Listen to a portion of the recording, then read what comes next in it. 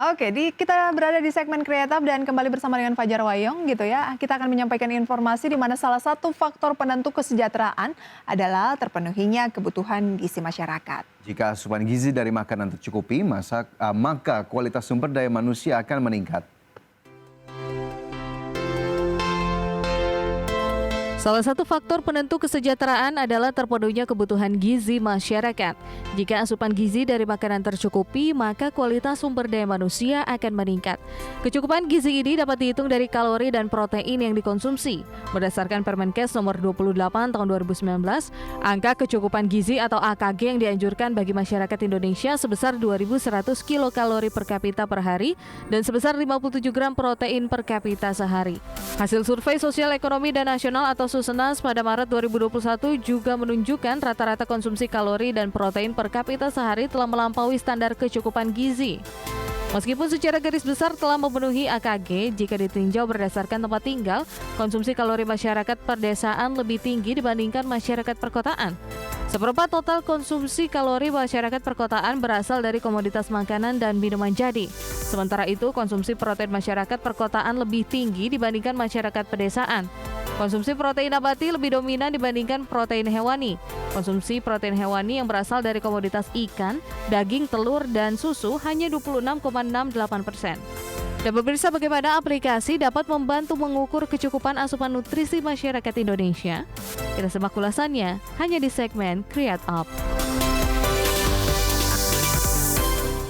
Ini tuh cocok buat banyak orang termasuk saya. Harus konsultasi ke ahli gizi kira-kira proporsi yang tepat pada gizi makanan tuh seperti apa. Terkadang kita kan nggak tahu ya. Ya, karena kita takut agak kelebihan sedikit langsung berefek ke badan kita begitu ya, atau kurang sedikit juga mungkin bisa jadi lemes ya Prisa ya. Ya, jadinya kita nggak tahu takaran yang benar. Dan untuk membahas terkait dengan potensi bisnis aplikasi konsultasi gizi, karena ini sudah ada aplikasinya, kita sudah tersambung melalui video conference kali ini bersama dengan Mas Rifan Dito, CEO dari Sirka atau biasa disapa Mas Dito.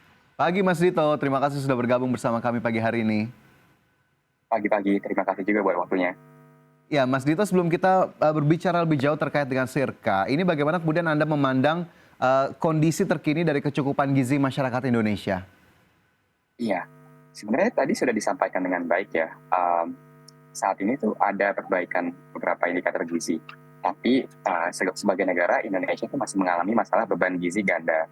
Karena tingginya prevalensi kurang gizi dan kelebihan gizi pada saat yang bersamaan. Nah, ini ada 3 faktor nih yang penyebab tidak langsung terjadinya masalah beban ganda gizi di Indonesia. Yang pertama itu adanya asupan konsumsi makanan yang tidak adekuat. Masyarakat Indonesia itu mengkonsumsi energi kurang dari 70% angka kecukupan gizi yang dianjurkan. Masalah kedua itu adanya meningkatnya jumlah penduduk yang mengkonsumsi makanan siap saji dan minuman pemanis dari waktu ke waktu. Dan ini tuh lebih dari apa yang direkomendasikan oleh WHO. Lalu yang ketiga itu masih kurangnya konsumsi buah dan sayur, di mana buah dan sayur itu merupakan sumber serat vitamin dan mineral. Hasil dari Riskesdas menemukan bahwa 95% penduduk usia di atas 10 tahun itu mengkonsumsi sayur dan buah kurang dari 5 porsi per hari. Itu yang membuat Anda tergerak untuk menciptakan aplikasi konsultasi gizi ini ya? Betul. Jadi Mas Dito, kalau kita lihat bahwa masyarakat ternyata untuk pemenuhan gizi lewat buah-buah saja masih relatif rendah, apa yang membuat Anda yakin bahwa Sirka ke depannya akan cukup potensial nih, artinya akan menggerakkan masyarakat untuk lebih aware terhadap kecukupan gizinya? Sebenarnya sekarang ini itu sudah banyak difasilitasi oleh khususnya pemerintah dan provider kesehatan akses gitu kan menuju infrastruktur kesehatan. Lalu ada juga penyuluhan di masyarakat. Tapi yang saya lihat itu masih menjadi masalah adalah tidak adanya translasi dari semua kegiatan ini menjadi adopsi hidup sehat gitu oleh masyarakat. Jadi bukan kita itu kurang buah gitu kan di Indonesia, tapi kita sendiri yang kurang atau enggan gitu untuk mengkonsumsi buah tersebut. Mungkin karena kita tidak tahu itu penting, atau kita tidak tahu bagaimana cara menikmatinya. Jadi Sirka itu hadir itu untuk membuat adopsi pola hidup sehat menjadi mudah. Kami menyediakan digital lifestyle tools secara gratis dan membuatkan program kesehatan dengan pendampingan tenaga kesehatan dalam setting privat.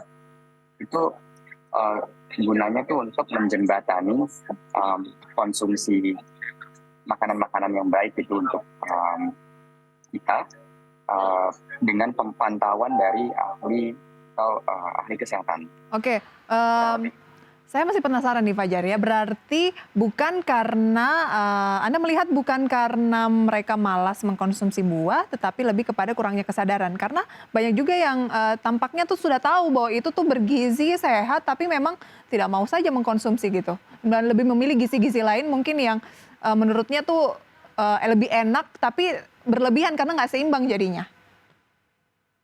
Iya, kalau aku lihat malah kebalikannya ya. Jadi kayak banyak orang itu yang pengen makan buah gitu kan, pengen makan sayur, tapi itu gimana ya? Kayak buat planning makan itu tuh agak susah gitu mereka tuh. Jadi tuh kayak mereka tuh nggak deliberate gitu kan untuk memastikan gitu ada buah dan sayur gitu kan yang mereka konsumsi dalam makan siang, makan malam mereka gitu. Jadi aplikasi kita itu digunakan itu untuk memudahkan mereka ingat gitu kan dan aware dan jadikan itu habit gitu untuk menyiapkan makanan yang baik gitu kan untuk mereka konsumsi sehari-hari. Oke. Lantas dari berangkat dari tadi, kemudian juga tadi sudah sempat disebutkan sedikit layanan yang disediakan oleh Sirka. Ya. Jika saya menjadi pengguna Sirka, nanti saya mendapatkan layanannya seperti apa sih Mas Dito? Apakah saya bisa berkonsultasi langsung dengan para ahli di bidang gizi atau seperti apa? Ya. Jadi ketika seorang user itu sudah kayak apa sih pengen lebih invest gitu, biasanya kan orang-orang yang kayak punya yang pengen ketemu dengan ahli gitu kan sudah punya kayak tujuan khusus gitu kan. Jadi kita punya program berbayar itu untuk orang-orang seperti ini. Program berbayarnya adalah kita itu kayak modelnya subscription. Jadi kita bayar untuk akses ke ahli gizi secara personal selama misalnya 6 bulan sampai 12 bulan gitu dalam aplikasi. Tugas dari ahli gizi dan dokter kami itu untuk meresepkan dan mengawasi jalannya program sehingga aman untuk dilakukan. Jadi bayangkan kalau misalnya kamu tuh punya seorang dokter dan seorang ahli gizi gitu dalam kantong kamu. Pagi hari nanti kamu di-bel sama mereka. Kayak jangan lupa nanti kayak jam 8 pagi itu kalian makan ini ya, buah ya gitu. Untuk memudahkan mungkin kalau misalnya Mas Fajar tuh lagi bepergian, kita juga kayak bisa carikan gitu kayak buah-buahan di sekitar Mas gitu yang nanti gampang buat dikirim di sana gitu. Oh, ada semacam alarm untuk mengingatkannya gitu ya bahwa it's time to makan buah atau yang lain begitu ya. Oke, nanti akan kita bahas lebih jauh. Mas Dito, Sirka ini sudah beroperasi berapa lama? Kemudian usernya juga sudah berapa banyak ya? Ya, dan juga terkait dengan ahli gizinya sendiri nanti bagaimana sih cara mengkurasinya dan apakah kita bisa memilih secara bebas? Oke, Mas Dito, kalau Sirka ini sudah beroperasi berapa lama menjadi sebuah aplikasi untuk konsultasi gizi gitu ya, dan usernya sudah berapa banyak? Iya, kita sendiri sudah launching aplikasi gizi kita itu dari bulan Januari tahun 2022. Jadi tahun ini jumlah total pengguna kita sudah ada 100.000 orang. Jumlah pengguna program kita sudah ada lebih dari 10.000 konsumen di Indonesia. Oke, jadi sebenarnya apa yang menjadi tantangan utama Sirka? Ada nggak tantangannya sejauh ini? Tantangan dari kami adalah itu sebenarnya sih melakukan penetrasi ke pasar ya, karena kan semua orang pengen hidup sehat, semua tuh kayak punya pikiran masing-masing caranya tuh bagaimana. Nggak semua orang tuh kayak melihat nutrisi itu adalah yang paling fundamental gitu untuk mencapai goal kesehatan mereka. Padahal nih kalau kita kayak bicara tentang masalah kesehatan itu mungkin 80% penyakit kronis itu semuanya tuh bisa dikaitkan dengan gizi gitu atau kayak dengan makanan yang kayak kita konsumsi sehari-hari gitu. Jadi edukasi untuk menyadarkan masyarakat bahwa nutrisi itu adalah kayak faktor fundamental dan yang paling pertama bahkan sebelum olahraga, sebelum tidur, untuk kayak dia bisa adopsi hidup sehat, itu yang menjadi tantangan bagi kami gitu sih. Oke. Apakah kemudian mencari mitra dalam hal ini dokter ataupun ahli gizi juga menjadi tantangan tersendiri bagi Sirka. Dan bagaimana kemudian proses kurasinya ataupun seleksi dari ahli-ahli gizi yang diajak bermitra tadi? Ya, kalau saya lihatnya malah kalau dari komunitas kesehatan sendiri tuh mereka tuh menyambut baik ya gitu niat yang kami lakukan. Saya tidak mengalami kesulitan sih untuk melakukan rekrutan dari ahli gizi maupun dokter gitu yang bekerjasama dengan kami. Karena mereka sudah tahu gitu ini manfaatnya itu besar gitu kan, dan mereka bisa jadikan Sirka itu jadi tempat untuk akses konsumen yang kan mungkin mereka belum bisa akses sebelumnya. Jadi Lebih bayangkan luas gitu, gitu misal ya? kita betul ahli gizi dokter kami tuh nggak semuanya posisinya di Jakarta, tapi mereka sekarang tuh bisa misalnya melayani masyarakat yang ada di Jakarta ataupun di Papua gitu kan. Nah, untuk mengutamakan pelayanan berkualitas tinggi, kami itu juga membuat standar sih. Jadi pertama nih semua ahli gizi dan dokter yang bekerjasama dengan kami itu kami employ gitu. Jadi ini bukan bermitra seperti Gojek ataupun Grab. Kita jadikan mereka karyawan tetap dengan benefit dan tunjangan karyawan. Lalu kita juga melakukan SOP pelayanan gitu, seperti misalnya evaluasi interaksi antara coach dan dokter dengan klien. Kita juga rutin melakukan pelatihan dan ujian tertulis gitu untuk para ahli kesehatan kami.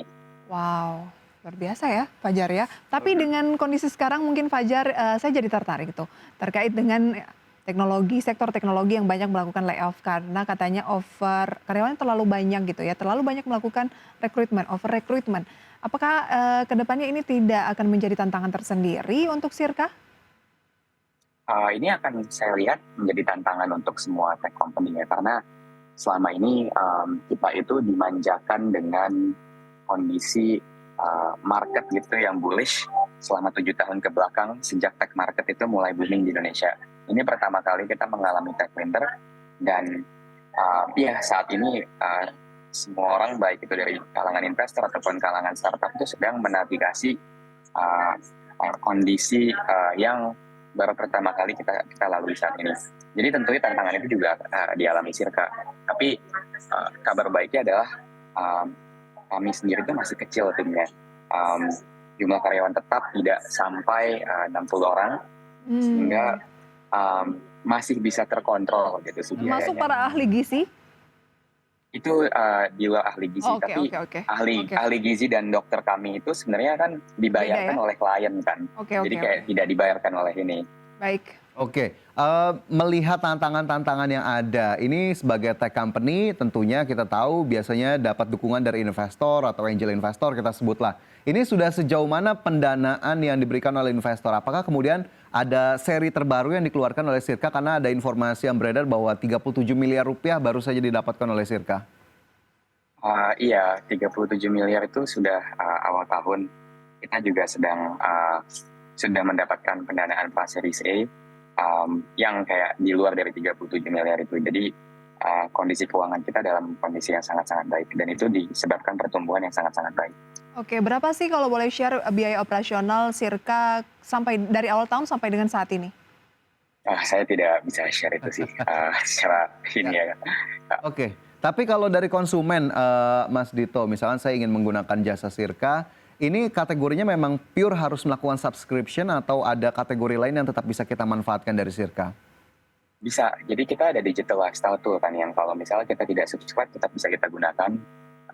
Fungsinya adalah untuk tadi memastikan kita sudah memenuhi kecukupan kalori, tidak secara kayak hanya makro tapi secara mikro juga. Lalu sebenarnya kita juga sekarang punya service pembelanjaan produk nutrisi gitu di atas aplikasi kita. Jadi kayak kalau misalnya sudah tidak mau gitu kan dipantau oleh dokter atau coach kami, tetap bisa gitu kayak menggunakan Sirka itu untuk akses ke produk-produk yang sudah kita kurasi nilai kesehatannya dan cara konsumsinya itu dengan tenaga medis kami. Oke, jadi sebetulnya cukup banyak yang bisa kita manfaatkan begitu. Tapi dari sisi company profitnya sendiri, revenue streamnya berarti dari mana saja tuh Mas Dito? Selain dari subscription, berarti tadi ada dari penjualan begitu ya, dari produk nutrisi tadi ya? Ya betul, saat ini 2 itu, penjualan produk nutrisi dan subscription yang paling utama. Oke, Lantas bisnis tetap bisnis gitu ya. Nah, target untuk profitnya ini seperti apa, Mas? Iya, kabar baiknya adalah kita sudah profit di atas. Jadi sebenarnya ini cuma tinggal masalah volume. Jadi kayak kita tidak bakar uang untuk $1 yang kita kayak keluarkan, kita kayak menerima kayak lebih banyak gitu loh uang sebenarnya.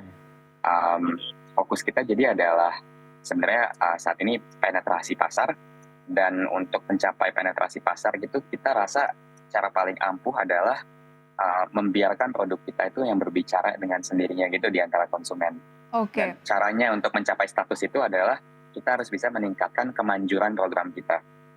Jadi tingkatkan kemanjuran, kita akan tumbuh. Gitu sih jawabannya. Baik, kualitasnya Ini meningkat, otomatis usernya juga akan bertambah. Target usernya di Betul. 2023? 1 juta orang. Berapa? 1 juta. 1 juta. Luar Oke, biasa. amin. Semoga itu bisa tercapai, dan dari Ya. 1 juta itu ada saya dan juga ada Fajar. Ya. Iya, amin. Tentunya itu menjadi target yang kita harapkan dapat tercapai, dan sekali lagi sukses selalu untuk Sirka, Mas Dito, tetap semangat begitu ya, dan semoga bisa melalui berbagai tantangan yang ada, terutama dinamika ke depan. Terima kasih Mas Dito sudah bergabung bersama kami pagi hari ini.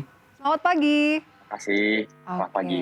Bukan hanya Sirka yang punya target, saya juga punya target untuk mempunyai kondisi komposisi gizi yang lebih baik lagi. Oke, termasuk juga kondisi keuangan yang lebih baik ya.